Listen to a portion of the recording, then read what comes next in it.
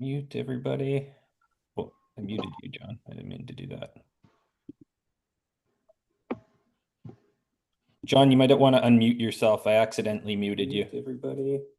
Oh, I muted you, John.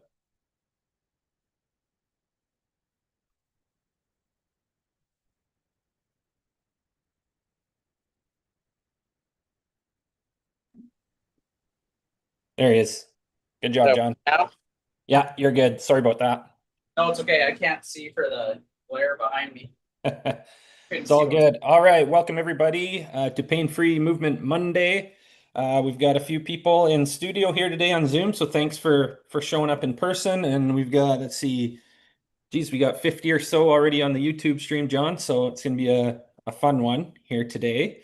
So for those of you new to Pain Free Movement Monday, John's going to walk us through 3 7-minute movement snacks. And then at the end, we're going to have time for, 5 to 10 minutes of questions on anything that you learned today in the session, or any questions you might have about your movement program or anything that you're working on. And then I have a couple little announcements as well on the 7 movement side. So, John, I'll pass it over to you for 21 minutes or so, and then I'll pop back in when you're done.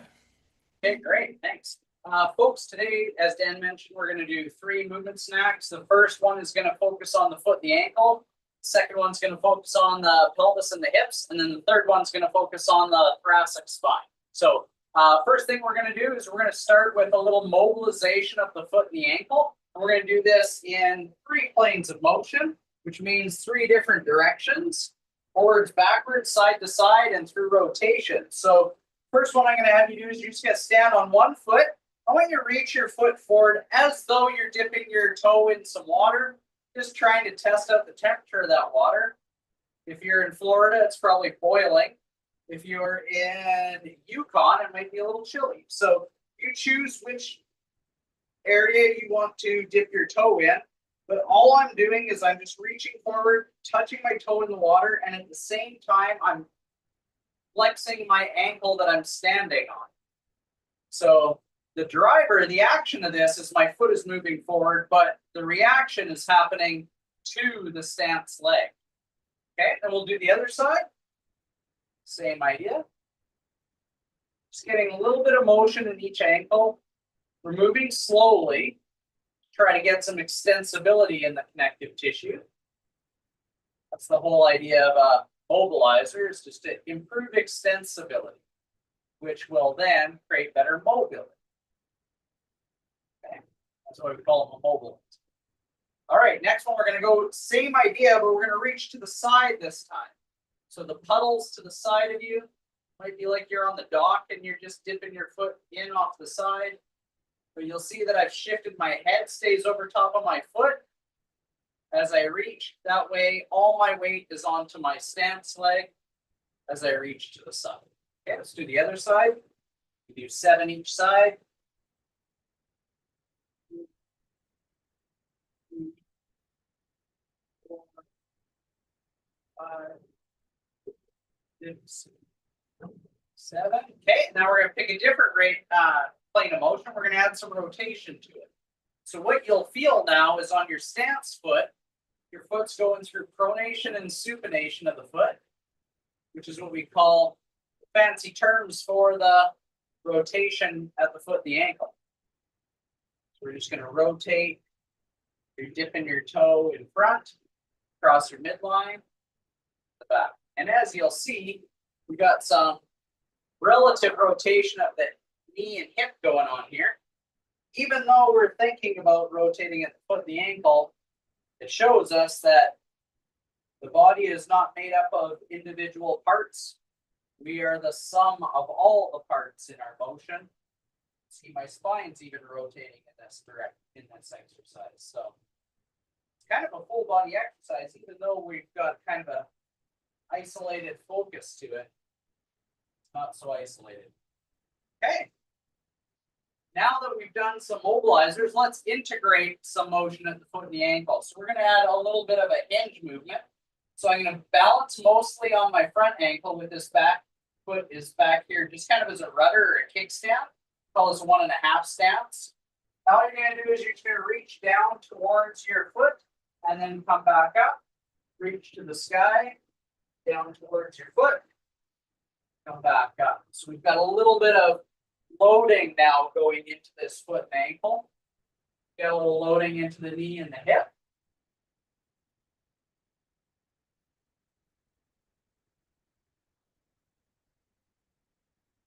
Okay, we're doing that through this vertical path. Okay, and we're gonna do the same thing on the other foot. Face you guys now. Loading down, reaching up, loading down, reaching up, nice and easy, nice and slow, integrating what we did at the foot and the ankle. Mobilize it, now we're loading it.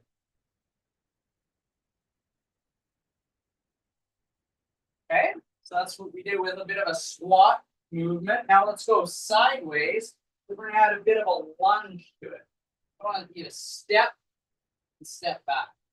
Step, step back. So not a lot of loading going on in the knee and the hip so much. We're really loading the side of that foot. Think about spreading your toes apart as you step back.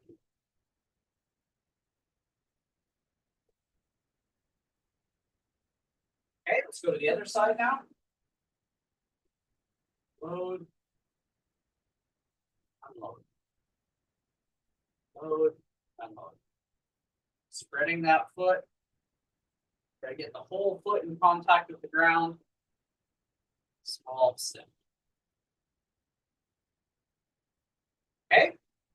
Now we're going to do a reach. So I'm going to open my stance up here. So I open my stance up here and I'm going to reach down and come back. Down and come back.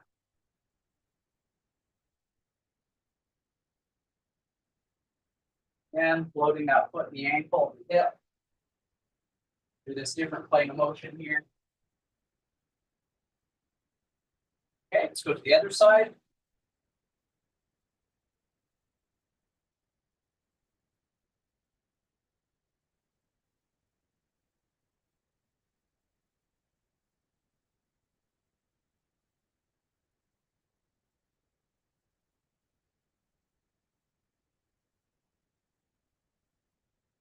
There we go.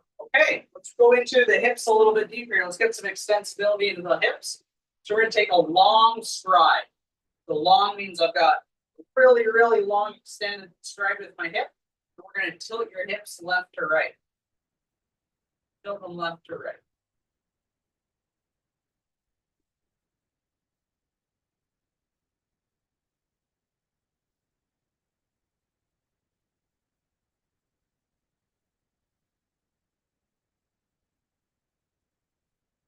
Okay, we go to the other side. Long stance. Tilt left to right.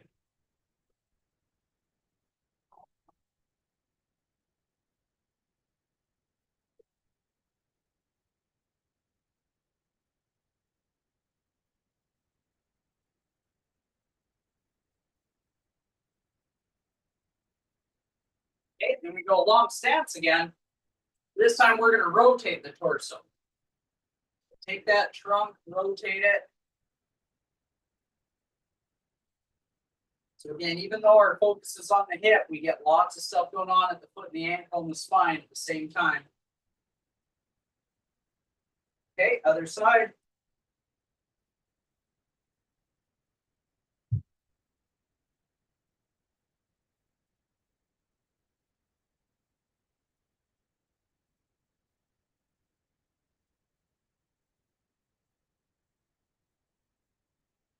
Okay, and then the last one, we got long stride where we're going to reach your tail back, up and down. You should feel this kind of in behind your hamstring a little bit. So back on the back side of the thigh.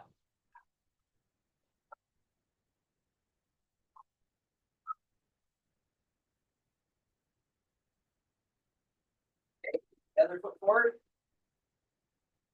Reaching the tail back, hinging at the hip.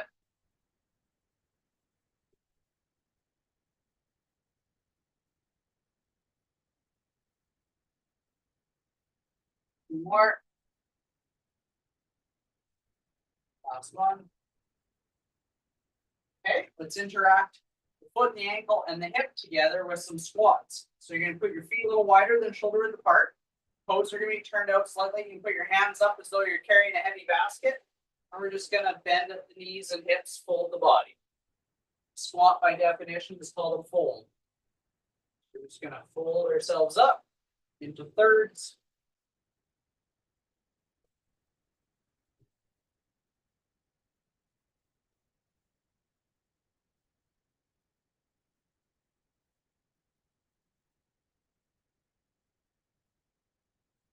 One more. Okay, and we're gonna change our stance a little bit, which is gonna change the demand into the foot and the ankle, the hip and the pelvis. So feet are a little narrower, toes pointed straight forward this time. Put your hands together like you're praying. And just go up and down here. So shift your weight to the mid part of the foot. So you got equal balance between the forefoot and the rear foot. Not all the way on your heels or you're gonna fall backwards.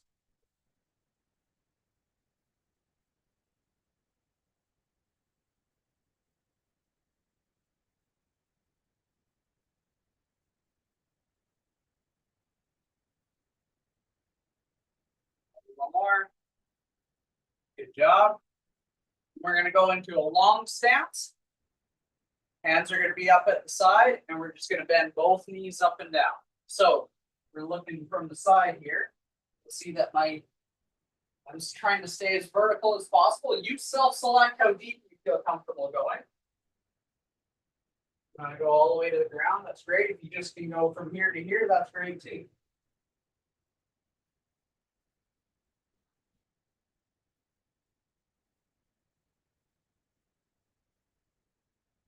Okay, I'll go to the other side. Stagger your stance. Arms out to the side.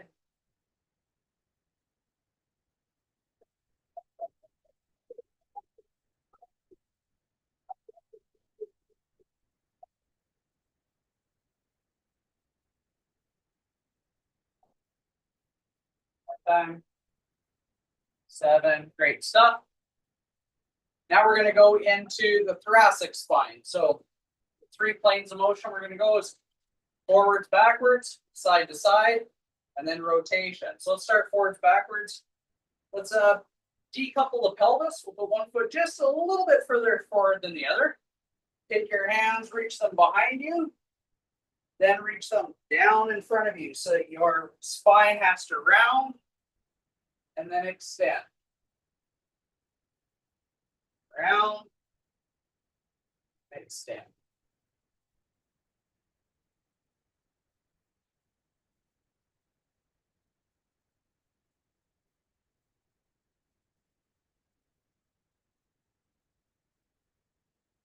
Okay, let's take the other foot forward.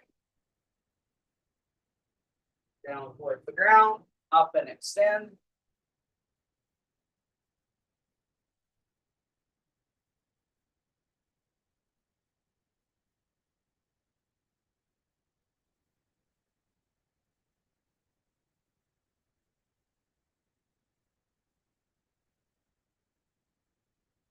One more time. Stop. Stagger your stance again. This time we're going to take your hands. We're just going to hold them in place as you move your hips side to side.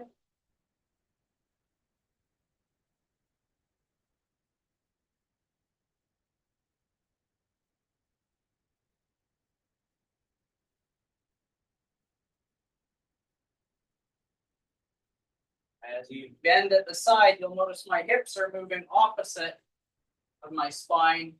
Let those hips go to the opposite of your spine here. Again, we're focusing on our spine, but the hips have to move to accommodate that motion. Let the hips just go with them. Or go away from them, I should say. Okay, and then the last one we're going to do, hands are going to be on my shoulders. I'm just going to rotate now. Did that a little bit earlier. Now we're just going to let the torso be the driver and let the bottom part of the body react to it.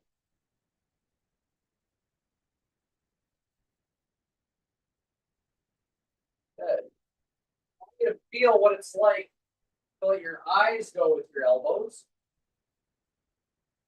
Sense what that feels like in your spine versus keeping your head still. You're rotating around your head. Probably feel different in the spine there because the cervical spine has to react and go in the opposite direction of your thoracic spine. As you rotate right, your neck is rotating left, even though your head's still. Okay. With me now. Now the cervical spine is rotating with the thoracic spine. Okay. And then the thoracic spine has this really cool thing that it can do based on its structures, that it can rotate and side flex at the same time. So we're going to do that. We call this type 1 motion of the spine. So you're going to go, this one's going to go up, kind of like we were doing this one. And then what we're going to do is we're going to take this one the opposite way to rotate. So it's side bend, rotate. Side bend, rotate under. Side bend, rotate. Side bend, rotate. And let your eyes go with the rotation part. Eyes, rotate. Eyes and head, rotate. Eyes and head, rotate. Okay, going to the other side. Stagger stance. This arm's coming overhead. This one's rotating underneath.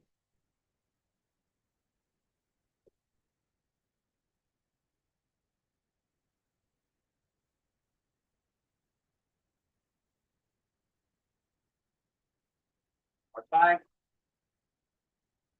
There we go. Okay, so now that we mobilize the T-spine, let's interact all of this whole stuff together. So we're going to use some lunge patterns. And we're going to do a matrices of 3 different lunges with different drivers. So the body's got, we're going to drive with the arms in all different directions. So let's go forward step, forward reach. So if you see me from the side, I'm stepping forward and I'm reaching my shoulders straight forward at about chest height. Okay, so let's do 7 each side. There's 3, 4, 5, 6, one more. 7, we're going to go to the other leg now. 1, 2, 3, 4, 5, 6, 7. Okay, now we're going to go sideways. We did forward lunge. Let's go sideways lunge. Still forward reach. 1, 2, 3, 4, 5, 6, 7. We're going to the other side now. 1, 2, 3, 4, 5, 6, 7. Okay, now we're going to go with a transverse plane lunge. So I'm going to face you so you can see where I'm stepping. I'm stepping back and rotating out. At the same time, I'm going to reach my hands in the same direction I was earlier.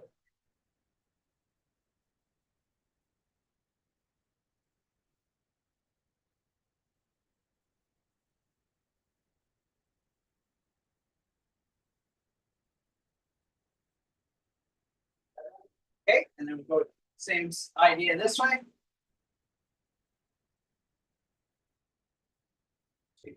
I'm stepping with my right leg 4 o'clock. If you're on your left leg, you're going 8 o'clock.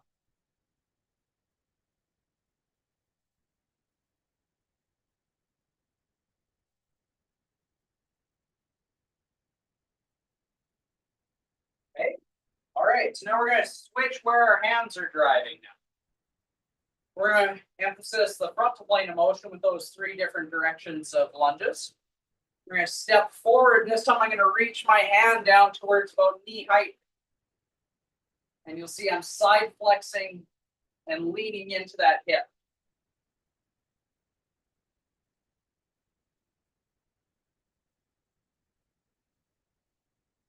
Reaching on the same side. Could you do the opposite side? Yeah, we could. We could reach to the inside, and that would have a different challenge to the pelvis. That'll be another motion for another day. So again, I'm still lunging forward, but I'm bending to the side. Keep this hand against my chest, just so I can kind of feel like deep to my hand, I feel the inside of my spine is side flexing. Get a bit of feedback there for myself. Good. That one's in terms of my challenge, that's my most challenging side, is I have arthritis on this side of my back. So side flexing and loading to that side, my nervous system doesn't like me very much. Okay, so now we're going to go sideways. And we'll go same side reach. So I'm going to go same side as I step to the side. It's a common movement we have to do throughout the day that often we don't train. I think it's really important to be able to practice lunges, which is stepping and returning, because we do it so often where we change our different level throughout the day. If you're someone that suffers from pain, you need to retrain some of these patterns. The other side.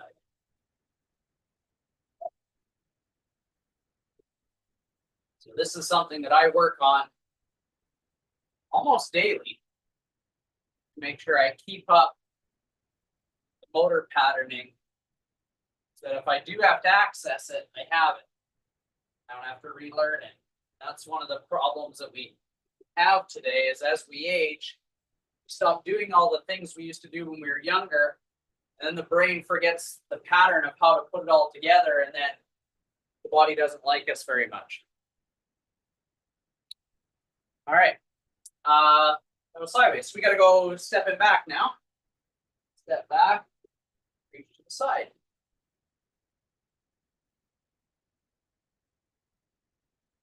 Start with a small bubble.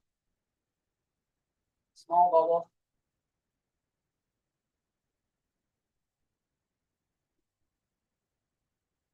I was playing beach tennis this weekend.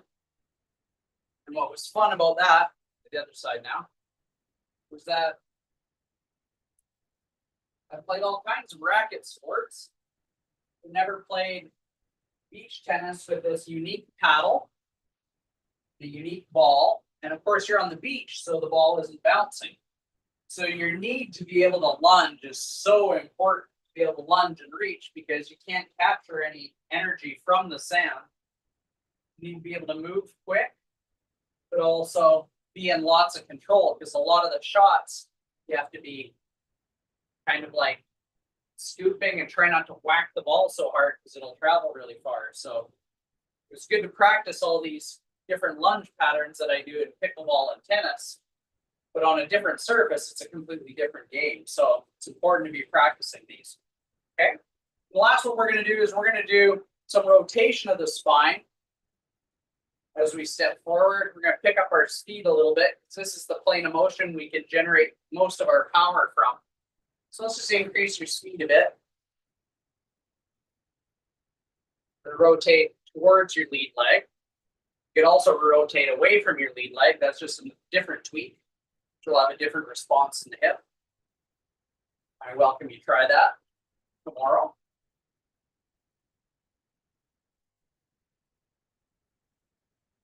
Okay, go on the side. Turn that, rotate that trunk. Elbows come around the body. 4, 6, then we're going to go to the other side. Boom. Boom.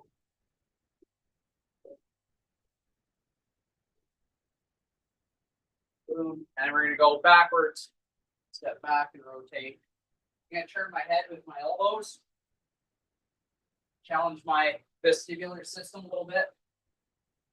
Eyes rotate, wrap around the head. And the other side.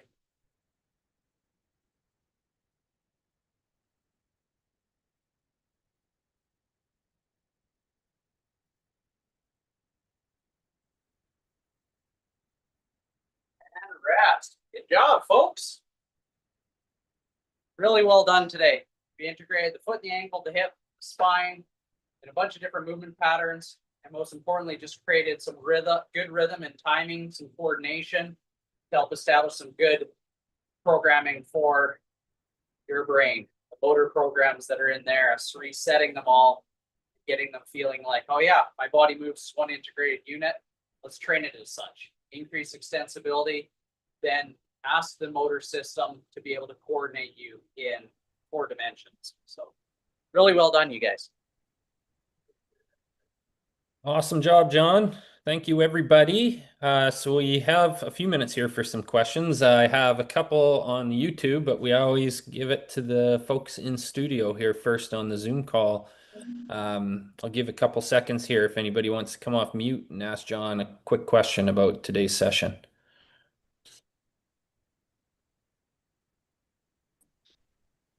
All right, Carol. Is this perhaps a no-brainer? This is a good fall prevention exercise? These are good fall prevention exercises? You guys still hear me? Yep. Yeah. Okay. Can you hear me? I had to sort of throw my screen down in front of the fan. Everything's overheating today. It's so darn hot. Yeah, 100% fall prevention. I mean, part of us, the reason we fall is not just because we're weak. I think a lot of times we attribute weakness and not being strong enough to why we fall, that we don't rehearse the fundamental secrets behind preventing a fall, which number one is the lunge. So when we fall, typically we fall and gravity starts pushing us and accelerating us towards the ground. And then if you don't have the ability to put on the brakes, which is what a lunge technique is, it's designed to, you have to step into the ground and push yourself back. So it's almost like you got to hit the brakes and then put yourself in reverse and then come back to where you came from.